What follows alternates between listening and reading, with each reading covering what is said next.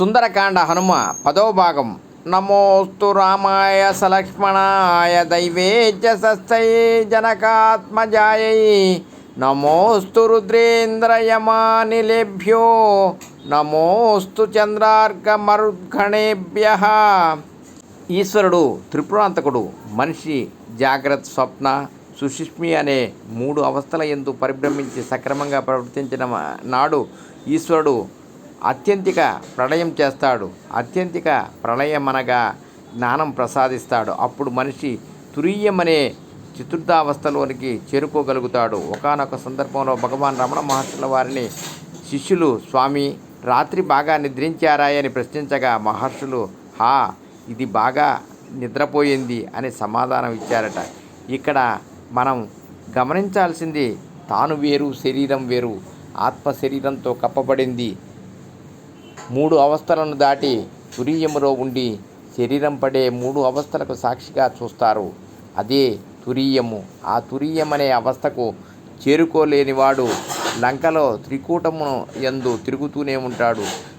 ఇదే లంకలో ఉన్నటువంటి జీవుని స్థితి.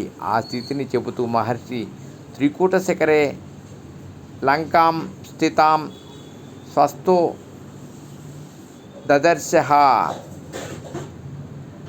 సంతతాన్ వివిధైర్వక్త్వః సర్వతు ఫలపుష్పింతైః ఉద్యానాని చరమ్యాణి దదర్శ కపికుజ్ఞురః. లంకానగరంలో ఉద్యానవనాలు అన్ని ఋతువులలో నిండుగా పుష్పములు పూసే విధముగా వివిధ రకముల మొక్కలతో, వృక్షాలతో అత్యంత సౌందర్యంగా ఉన్నాయి. సుందరేవనం అన్నారు మహర్షి. భౌతికంగా తయారు చేసిన సౌందర్యవంతమైనది ఏదైనా నిర్జీవమైనది. కానీ ప్రకృతిపరంగా సహజసిద్ధమైన సౌందర్యం శాశ్వతమైనది. మనసుకు ఉల్లాసాన్ని, ఉత్సాహాన్ని ఇచ్చేది ప్రకృతి సౌందర్యమే. లంకా నగరంలో ఉన్న ఉద్యానవనములన్నీ సహజ సిద్ధమైన సౌందర్యంతో శోభిస్తున్నాయి. వివిధ రకములైన వృక్షజాతులు చిగురాకులతో పచ్చగా వాటిపై వాలుతున్న అందమైన పక్షులు, అవి చేస్తున్న కిలకిల రావములు, కోయిలలు పాడుతున్న కుహు కుహు రాగములతో మనసుకు ప్రశాంతతను పంచే విధంగా ఉన్నాయి. సమస్త భూమండలంపై ఎక్కడా లేని రంగురంగుల పుష్పజాతులు ఇలా వర్ణించడానికి అలవి కాని సౌందర్యంతో విరాజిల్లుతున్నాయి. ప్రకృతి సౌందర్యం మనిషికి ఆనందాన్ని ఇస్తుంది. ఇంతటి సౌందర్యాన్ని చూసిన వానర ఉపాధి కలిగిన హనుమ చలించలేదు. తన గమ్యమైన సీతమ్మ తల్లి జాడ తెలుసుకోవడంపై దృష్టితోనే ఉన్నారు. ఇది హనుమత్ సౌందర్యము.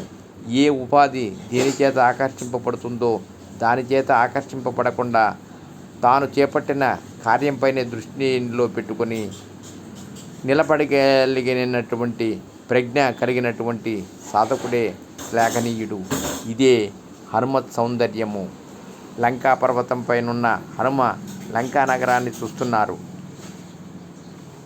హంసకారండ వాకీర్ణ వాపిః పద్మోత్సలాయుతః అక్రీడాన్ వివిధాన్ రమ్యాన్ వివిధాంచ జలాశయన్.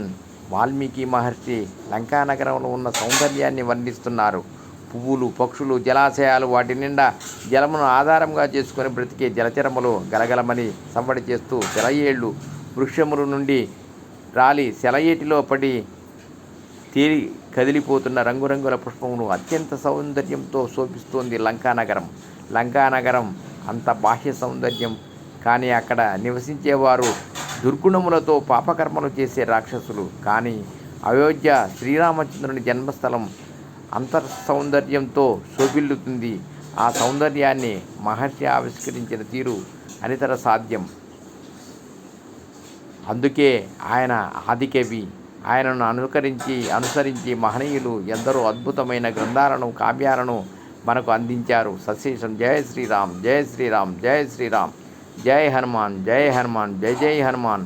సర్వం శ్రీకృష్ణార్పణమస్తు. లోకా సమస్త సుఖినో భవంతు.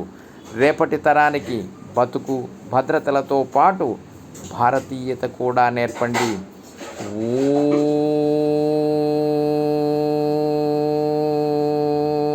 నమ శివాయ.